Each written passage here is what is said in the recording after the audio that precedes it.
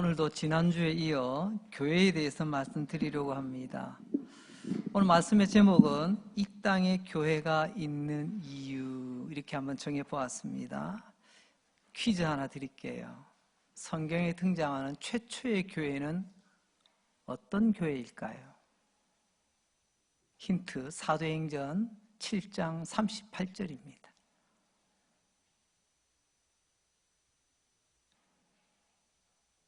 최초의 교회, 무슨 교회라고요? 광야교회입니다. 하나님이 이름을 지으셨어요. 사도행전 7장 38절 가만히 한번 보십시오. 광야라고 끝내지 않으시고요, 그 광야를 교회라고 하나님은 보셨습니다. 하나님께서 왜 이스라엘 백성들을 애굽에서 불러내셨죠? 그저 그들이 불쌍해서요? 하나님 목적이 분명했습니다. 저들로 나를 예배케 하라. 하나님 이스라엘 백성들을 하나님을 온전히 예배하는 예배 백성으로 삼기 위하여 애굽에서 불러내셨습니다. 또한 애굽에서 나온 뒤에 약속의 땅 가나안 땅까지 선착순 뛰어라고 말씀하지 않으셨습니다. 철저하게 이스라엘은 각자의 위치에서 각자의 역할을 맡아 한 공동체, 교회를 이루어 한 걸음 한 걸음 전진했습니다. 그런데 중간에 교회가 무엇인지 모르고 하나님 왜 애굽에서 불러내지는 모르던 출애굽 1세대들이 때로는 원망하고 때로는 불평하고 때로는 내 말이 맞아 우기고 교만을 떨다가 여러분 약속의 땅 밟아보기 전에 다 1세대들은 떠나고 말았습니다. 다시 한번 정리합니다. 하나님 우리를 왜 구원하여 주셨을까요? 불쌍해서요? 아닙니다. 물론 불쌍한 기도하겠지만 진짜 목적은 불쌍한 우리 통하여 하나님 예배 받으시기를 원하십니다. 나 혼자 개인 예배가 아니고요, 하나님은 또한 우리가 함께 걸어가는 교회를 이루어 가기를 원하십니다. 그래서 예수님도 이 땅에 오셔서 다른 것 안 하셨어요. 예수님께서는요, 하늘나라의 복음을 전하시고 교회 기둥이 될 제자들을 훈련시키시고 떠난 뒤에 그 제자들이 교회를 세우잖아요. 그 교회들이 이제 마지막 날 하나님 앞에 서게 되는 것입니다. 존재하는 모든 것은 존재하는 이유, 존재하는 목적을 가지고 있습니다. 병원이 왜 존재하죠? 아픈 사람 치료하고 살리기 위해서 있는 거죠. 학교가 왜 존재합니까? 무식한 사람, 무지한 사람 가르쳐서 인간답게 살라고 학교가 있는 것 아닙니까? 공장은 왜 존재합니까? 물건을 만들어 사고 팔며 우리의 삶을 보다 윤택하게 하기 위함이 아닙니까? 자, 그럼 우리가 던져야 될 중요한 주제가 있습니다. 오늘 말씀의 제목인데요, 이 땅에 교회가 있는 이유, 교회의 존재의 이유가 무엇입니까? 교회 안에는 참 다양한 활동, 다양한 모임, 다양한 사역들이 있습니다. 다 필요하죠. 사람들이 모인 곳이니까 이런 것들도 필요합니다. 하지만 교회 안에 수많은 일과 사역과 모임들, 활동들, 이것을 다 모아서 꾹 짜면요, 하나가 남습니다. 다른 건 다 짜그러들어도요, 교회를 꾹 짜면 남는 것, 그게 바로 예배입니다. 저는 감히 외칩니다. 예배 이상으로 중요한 것 없고 교회가 99가지 다 갖추어도 예배 하나가 없다면 그건 교회가 아닙니다. 반대로 99가지가 부족하다 해도 예배가 하나님 앞에서 귀한 줄 알고 목숨 걸고 예배를 지키고 있는 교회라면 하나님이 기뻐하시는 교회 아닐까요? 예배가 그만큼 교회의 중요한 존재 목적이라는 말씀입니다. 미국의 마크 드리스콜이라는 목사님이 교회에 대해서 아주 현실감 있게 이렇게 정의를 내린 것이 있어 제가 인용합니다. 하나님께서 어떤 목적을 가지고 교회를 그곳에 거기에 만드셨는지를 물어보십시오. 이 말은 곧 하나님께서 어떤 목적을 가지고 이곳에 강릉 제1교회를 두셨는지 물어보라는 말입니다. 그 답이 떠오른다면 당신은 거룩한 열정으로 그 소명을 다하시기 바랍니다. 그러면서 마크 드리스콜 목사님은 이렇게 이야기합니다. 어떤 목적을 가지고 하나님께서 그곳에 교회를 두셨는가? 답은 최우선이 예배라는 것입니다. 그 중에서도 바로 주의 예배다라고 말씀합니다. 하나님께서 예배를 위하여 당신의 동네에 당신의 몸된 교회를 세우신 것입니다. 그 예배 가운데 가장 중요하고 우리가 생명을 걸어야 될 부분이 바로 주의 예배입니다. 이제 분명해지죠. 교회는 하나님께 예배하기 위해서 이 땅에 이곳에 있는 것입니다. 오늘 본문 시편 95편을 통해서 교회의 존재 목적인 예배에 대해서 말씀하십니다. 그리고 예배가 무엇인가, 또 예배는 어떻게 드려야 될 것인가, 오늘 하나님 말씀하실 때 아멘으로 받으시기 바랍니다. 아멘 하셨다면 그 아멘 하신 말씀대로 살아내시는 은혜가 있기를 바랍니다. 자, 첫 번째입니다. 예배는 하나님의 경이로움으로부터 시작이 되는 것입니다. 하나님에 대한 놀라움, 경이로움. 1절 상반절, 오라 우리가 여호와께 노래하며, 6절에도 하반절에 보니까 여호와 앞에 무릎을 꿇자. 여러분, 1절에도 여호와께 노래한다. 예배는 하나님께, 하나님에게 드리는 것입니다. 대상이 명확하죠. 두 번째, 여호와 앞에 무릎을 꿇자. 예배는 하나님 앞에서 드리는 예배입니다. 다시 한번 정리합니다. 하나님에게 드리는 예배, 하나님 앞에 드리는 예배. 예배에는 반드시 핵심적인 전치사 두 개가 들어가야 됩니다. 누구에게? 어디서? 하나님에게, 하나님 앞에서 드리는 예배. 하나님은 그 예배를 위하여 우리를 구원하여 주시고 우리를 홀로 두지 아니하시고 교회라는 공동체 안에서 함께 하나님의 약속을 향해서 나아가게 하십니다. 오늘 이 말씀을 통해서 우리는 먼저 두 가지를 생각해 봅니다. 첫째는요, 하나님의 경이로움 가운데 가장 먼저 되는 경이로움, 놀라움은요, 창조주 하나님에 대한 경이로움입니다. 3절 말씀입니다. 여호와는 크신 하나님이시요 모든 신들보다 크신 왕이기 때문이다. 우리가 예배하는 이유는요, 하나님이 크신 하나님, 그리고 크신 왕이기 때문이라고 말합니다. 여러분, 오늘 이 말씀 속에 이 시편 95편의 기자의 그 하나님 향한 경이로움이 느껴지지 않습니까? 여기서 크다고 우리는 번역이 되어 있는데요, 쉽게 영어 성경으로는요 그레이시라고 표현이 되어 있습니다. 크다, 위대하다, 우리는 이렇게 번역을 하기도 하죠. 사실 영어의 그레이시라는 말은요 아무에게나 붙이는 말이 아닙니다. 특히 인간에게는요 함부로 이 그레이시라는 맛을 붙일 수가 없는 단어예요. 토마스 아퀴나스는 이렇게 이야기합니다. 무한한 하나님을 유한한 인간의 머리에 담을 수 없다. 하나님을 어떻게 우리가 다 표현할 수 있겠습니까? 이 세상에 모든 사전 속에 있는 모든 단어, 어휘를 다 끄집어내도 하나님을 표현할 적절한 단어가 사실은 없습니다. 기껏 해봐야 Great God, Great King 이 정도입니다. 그러나 이 말로도 하나님 다 담아낼 수가 없죠. 왜 하나님은 Great God, Great King이십니까? 오늘 4절과 5절 말씀을 보면 땅의 깊은 곳이 그의 손 안에 있으며, 우리가 우물을 파고 터널을 파고 드릴로 땅을 파는데 우리가 얼마나 파내려가겠습니까? 지구의 표면에서 저 내핵 지구의 중심까지 파고 들어갈 수 있을까요?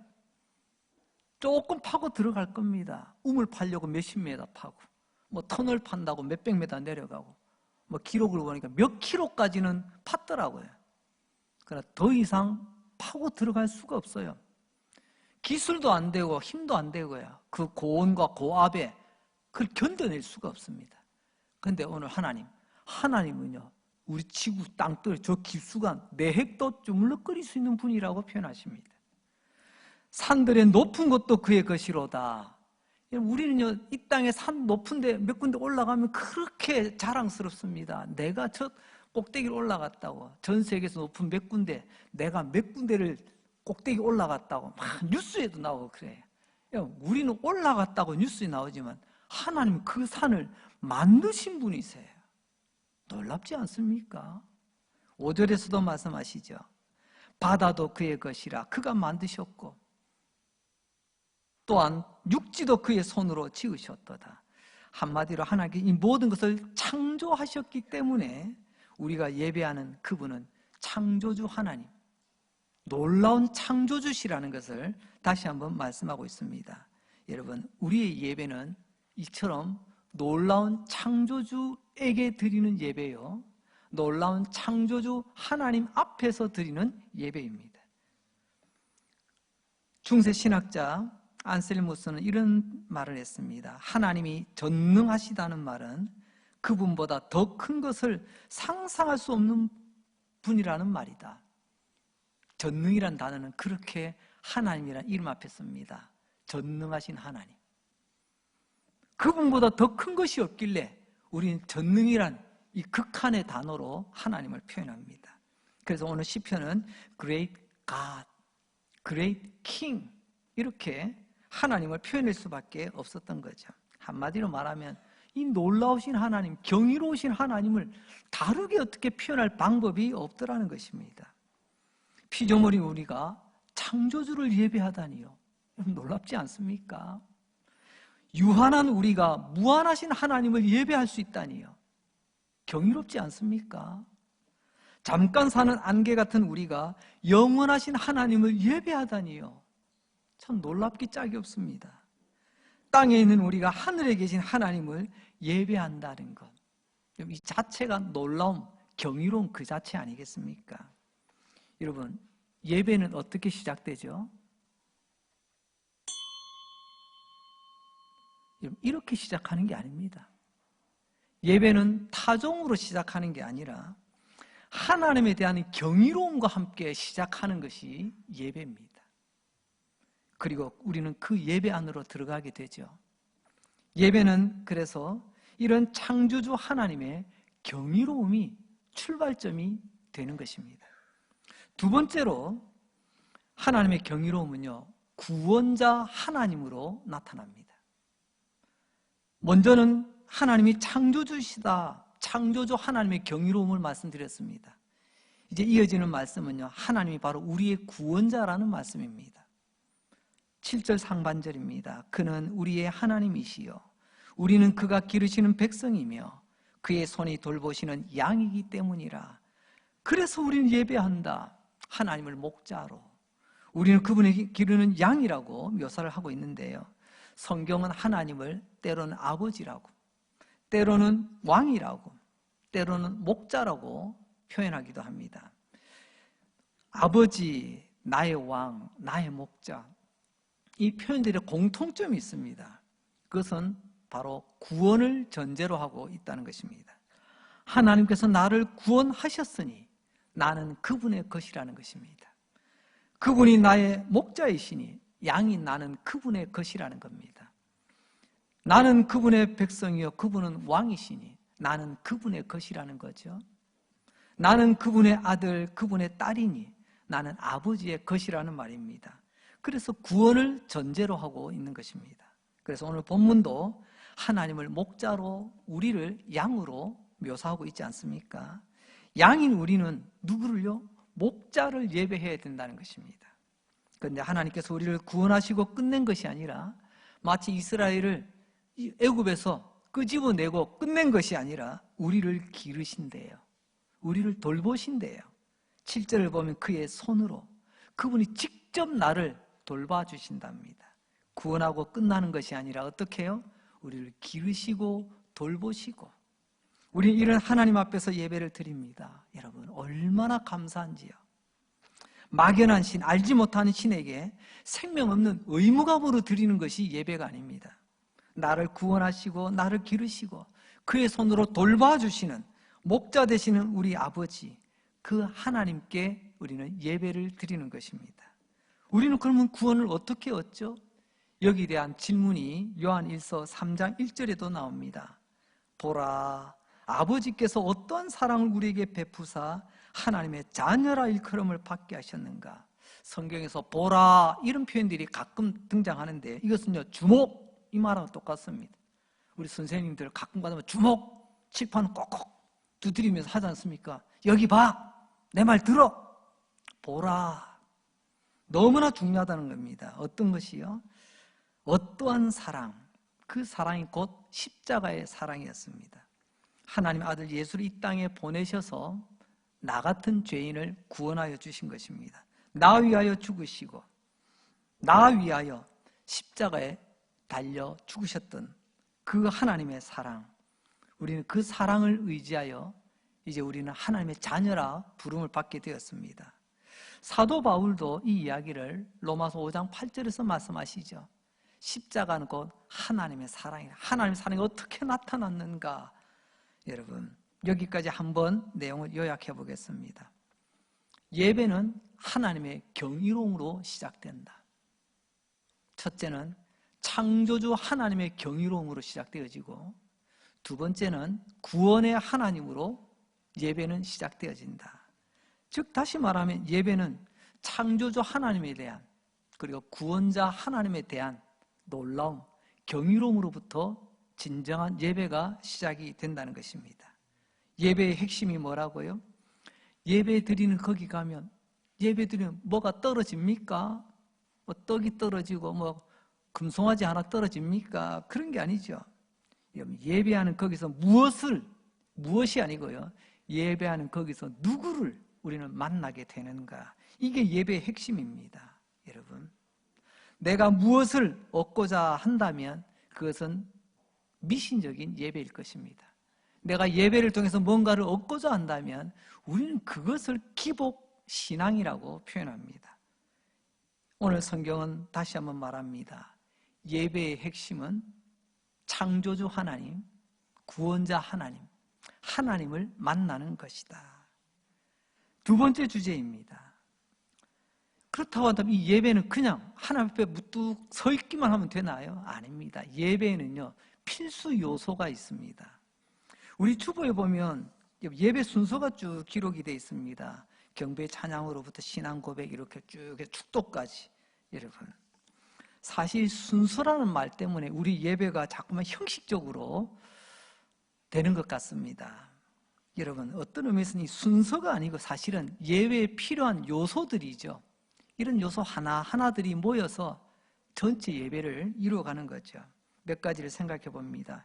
예배에 꼭 필요한 요소, 첫 번째로 필요한 것은요, 예배에는 찬송이 있어야 됩니다. 1절 말씀 보세요. 오라 우리가 여호와께 노래하며 우리의 구원의 반석을 향하여 즐거이 외치자. 저는 이 말씀을 찬송이라고 한번 표현해 보았습니다. 그런데 엄밀한 의미에서 우리가 지금 생각하는 찬송하고는 조금 달라요. 우리 오늘날의 찬송, 지금 현대 찬송은 음악이 거의 주도적으로 이끌어 갑니다. 그건 부인할 수 없는 사실이에요. 하지만 오늘 이 내용을 가만히 한번 보겠습니다. 먼저 우리가 여호와께 노래하자라고 표현되어 있는데요, 여기서 노래하자라고 하는 것은요, 흥얼거리는 것도 노래예요. 하지만 여기서 노래한다는 것은 다른 게 아닙니다.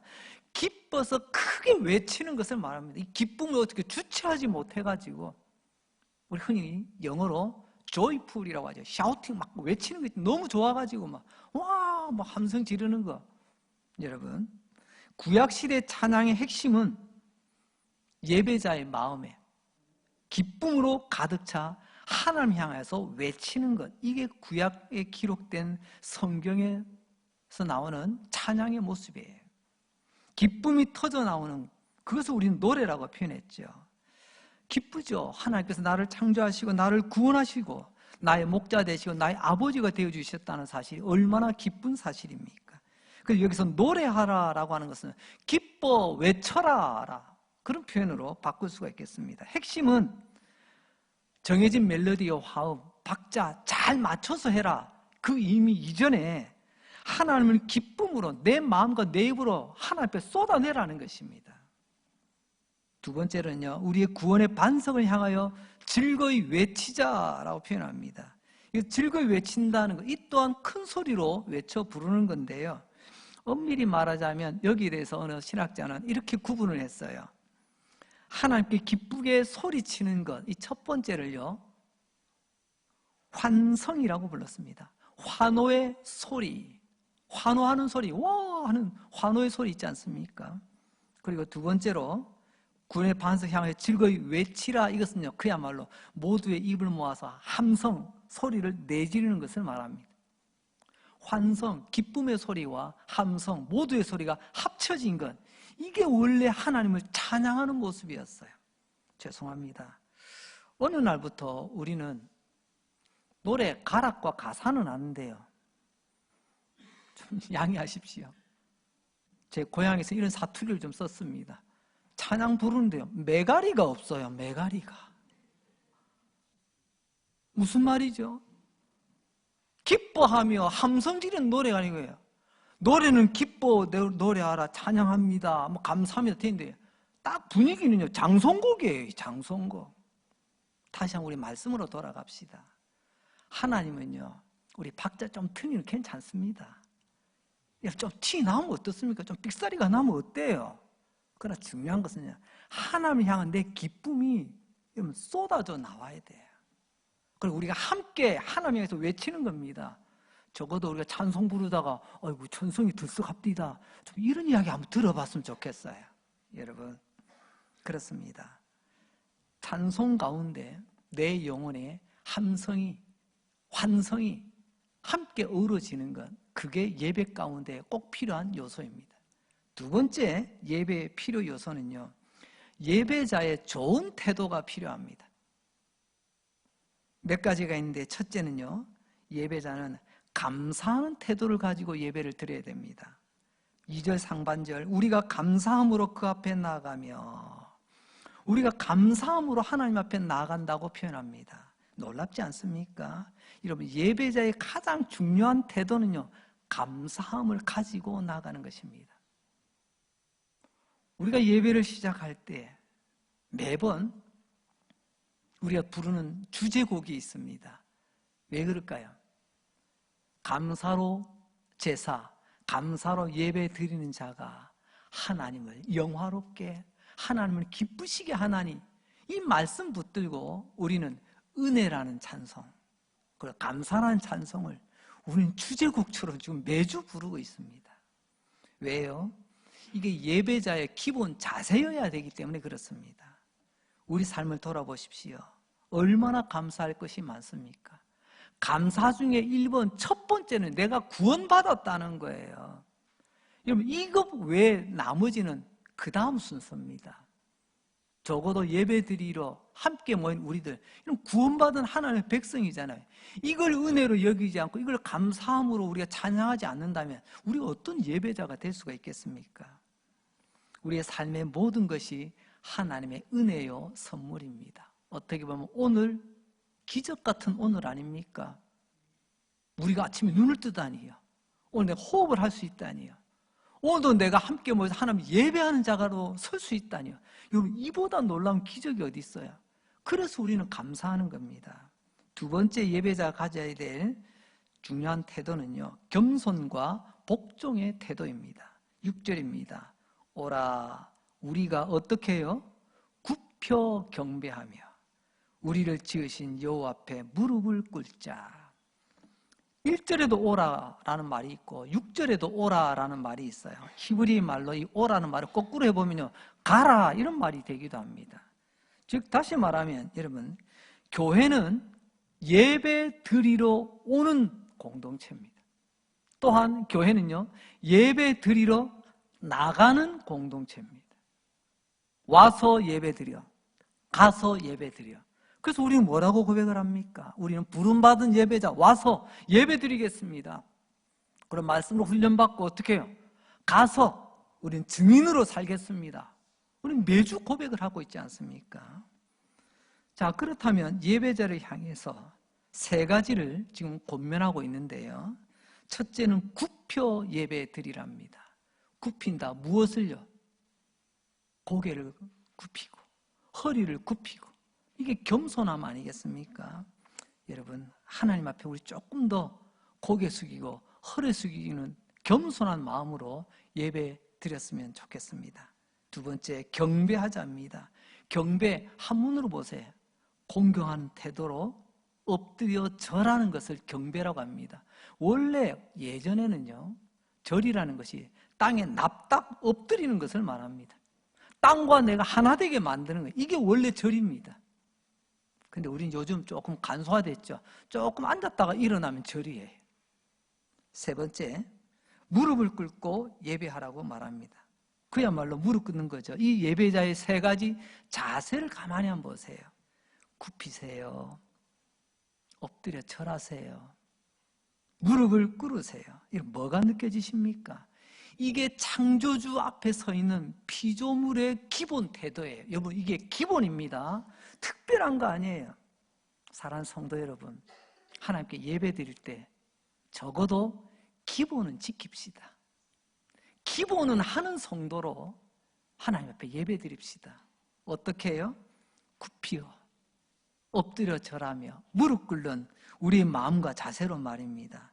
여러분, 이렇게 예배 드릴 때 하나님은 그 예배를 하나님 기뻐 받지 않겠습니까? 하나님이 받으시는 예배를 우리는 복되다라고 말하는 거예요. 구약에 보니까 가인의 제사가 있었고 아벨의 제사가 있었습니다. 둘 다 예배 드렸답니다. 여러분, 내가 한 게 중요한 게 아니고요. 나 오늘 예배 드렸어? 나 점 찍고 왔어? 이게 아니고요. 정작 하나님이 우리 예배를 받으셨느냐? 하나님에게 드린 예배, 하나님 앞에서 드린 예배를 하나님께서 받으셨느냐? 이게 중요하잖아요. 근데 가인의 예배는요, 하나님이 안 받으셨잖아요. 아벨의 제사는요, 하나님이 받으셨잖아요. 히브리서에서는 표현합니다. 믿음으로 드렸다. 믿음이 뭐예요? 감사함으로 드렸다. 겸손하게 드렸다. 엎드려 절하듯. 이런 예배 드리는 복 있는 예배자 되시길 바랍니다. 세 번째로 예배에 필요한 요소는요, 예배에는요, 말씀이 있어야 된다는 것입니다. 7절입니다. 그는 우리의 하나님이시요 우리는 그의 기르신 백성이며 그의 손이 돌보시는 양이기 때문이라. 이 말씀 뒤에 한번 보세요. 너희가 오늘 그의 음성을 듣거든. 오늘 그의 음성을 들으라고 말합니다. 여러분, 내가 굽혀 절하며 무릎 꿇는 것, 이것으로 나 할 일 다 한 게 아닙니다. 중요한 것은요, 그의 음성을 들으라는 것입니다. 그 음성은 목소리 아닙니까? 누구의 목소리죠? 목자의 목소리요, 하나님의 목소리입니다. 너희는 그 목소리를 들으라는 거예요. 설교는 오늘 이 예배 가운데 우리에게 들려주시는 그분의 음성입니다. 그분의 목소리죠. 설교는 목사의 강연도 목사를 만나는 시간이 아닙니다. 오늘 이 예배 가운데 여기에 임재하신 하나님께서 목사라고 하는 한 인간을 통해서 그분의 목소리를 들려주는 시간입니다. 이걸 이해하시고 믿고 드리는 예배라면 하나님의 말씀에 반응이 있을 겁니다. 그렇지 않다면 어떻게 될까요? 저 사람 나보다 못 배웠어. 저 사람 나보다 인생 뭐 조금밖에 못 살았구만. 아이고, 저 사람 나보다 못생겼는데 뭐. 갖가지 이유들로 인해서 하나님 말씀이 내게 들어오질 않아요. 물론 1차적으로는 목사의 책임이 있겠죠. 목사가 그분의 목소리가 바르게 증거되어질 수 있도록 엎드려 기도하고 하나님 앞에 몸부림치며 준비해야 되겠죠. 이것은 당연히 목사의 책임입니다. 그러나 또한 성도의 책임이 있습니다. 그것은 목사를 통해서 강단에서 들려진 설교가 단순한 설교 몇 마디가 아니라 오늘 설교를 통하여 그분의 양에게 들려주는 목자의 목소리, 그분의 목소리라는 것을 믿고 받으셔야 내 영혼이 유익하다는 것입니다. 하나님은 왜 성도들에게 그분의 목소리를 예배 시간에 들려주실까요? 이게 중요합니다. 아까 하나님은 목자라고 했잖아요. 목자는 두 가지를 합니다. 하나는 기릅니다. 그분의 목소리는 우리를 기르시는 꼴, 영혼의 양식이에요. 그분의 목소리는 우리의 믿음과 우리의 영혼의 꼴, 우리 영혼을 살찌우는 양식이라는 말입니다. 두 번째로 목자는 그의 손으로 양을 돌보십니다.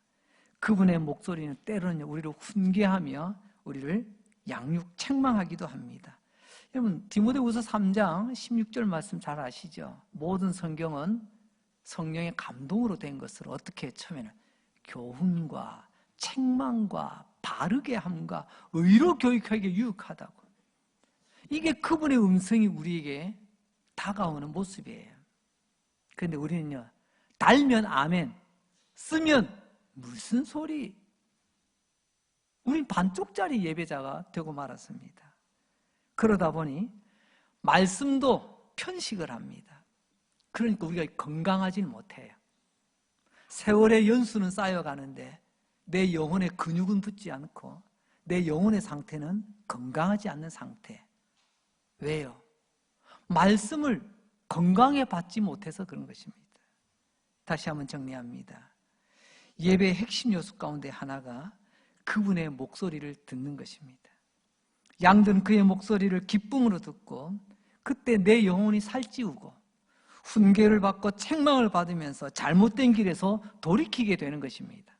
그래서 하나님은 그 목소리를 예배 가운데 오늘도 들려주시는 것입니다. 이제 마지막으로 세 번째, 이 예배가 마치게 되겠습니다. 성경적 예배는 어떻게 마치죠?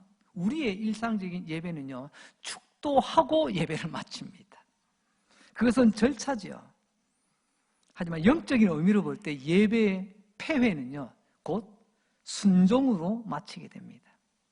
아멘, 입술의 고백이 아니고요, 아멘 한 대로 살아내는 순종으로 이어지게 될 때 우리 예배는 온전한 마무리가 되게 되는 거죠. 8절 말씀을 한번 볼까요? 너희는 무리바에서와 같이, 무리바가 저 광야에 있을 때 출애굽한 뒤에 광야에 있었던 그 옛날 조상들의 모습이거든요. 광야에서와 같이, 또 광야의 마사에서 지냈던 날과 같이, 그때 그들이 어떻게 했죠? 너희 마음을 완악하게 하지 마라. 완악하게 뭐예요? 나는 싫어요. 나 순종 안 할래요. 난 내 방식대로 살 거예요. 내 고집대로 살 거예요. 이게 광야 1세대의 모습이었거든요. 아침마다 만나의 기적을 보면서, 반석에서 생수를 마시면서, 메추라기도 먹어가면서, 옷과 신발이 헤어지거나 부르트지 않아서 그런 기적 가운데서도 조금 전에 우리는 7절에서 마지막에 너희는 그의 음성을 들어야 한다라는 말씀을 들었습니다. 그런데 8절은 이스라엘 백성들이 광야에서 마음이 교만하고 악하여 하나님의 말씀을 절대로 안 들었다는 것을 상기시킵니다. 너의 조상들 분명히 애굽에서 나왔다. 홍해도 건넜다. 아침마다 만나를 먹는 기적을 경험했지만 그래도 수시로 그의 목소리를 듣지 않았다는 것입니다. 이 말씀을 거꾸로 하면 이겁니다. 그때 그들은 출애굽 1세대는 그렇게 원망하며 불평하며 교만하며, 우리 강릉지역에서는 그런 사람들을 원불교인이라고 불러요. 원망하고 불평하고 교만하고 인색한 사람들. 그때 그들은 그랬다 할지라도 너희는 그러지 마. 그래서는 안 돼. 그의 음성을 듣거든. 과거의 조상처럼 하지 말고 너희들은 말씀에 순종하며 예배를 마무리 지어라. 이런 말씀이죠. 오늘 하나님께서 목소리 들려주셔서 아멘, 아멘은요 얼쏘 여기로 끝나는 게 아니에요. 맞습니다. 제가 그 말씀대로 살아가겠습니다는 믿음의 결단이 바로 아멘이에요. 순종하고 복종하겠습니다. 그리고 나서 우리 예배는 축도를 받고 예배당 문을 열고 나가게 되죠. 예배당 문은 교회와 세상의 경계선입니다. 예배당 문을 열고 나가는 순간 이미 이제 우리는 세상이 열려져 있습니다. 우리는 하나님 말씀을 들었습니다. 아버지 순종하겠습니다. 들려주신 하나님의 말씀에 목소리에 그대로 순종 살아가겠습니다. 결단했어요. 이제 예배당 문을 열고 나가면 이 세상에서 우리는요 그 순종하는 모습으로 살아내야 됩니다. 이런 말이 있습니다. 성도는 오늘 들었던 말씀을 해석하는 해석자로 살아야 된다. 들었던 말씀으로 끝나는 게 아니에요. 들었던 말씀은 내가 다시금 되새김질하여 내 삶으로 재해석하여 세상이 보게 해주는 거예요. 세상이 듣게 해주는 겁니다. 우리는 기록된 말씀을 직접 읽고 듣고 있지만 세상은 우리의 삶을 통해서 하나님의 말씀을 보게 되는 것입니다. 이제 마쳤구나. 이제 목사님 축도했으니 예배 끝났구나. 이제 빨리 집에 가야지. 이게 아니라 오늘 들려주신 그분의 음성, 이제 예배당 문 밖에 나가서 내 삶의 현장으로 가서 내 삶으로 오늘 들려주신 말씀을 살아내고 해석하리라.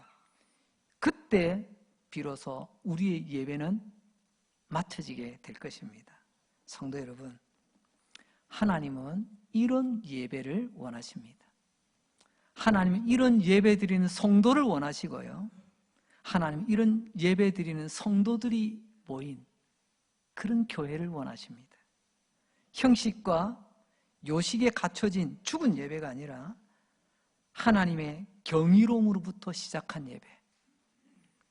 하나님께서 들려주신 말씀 순종하겠습니다.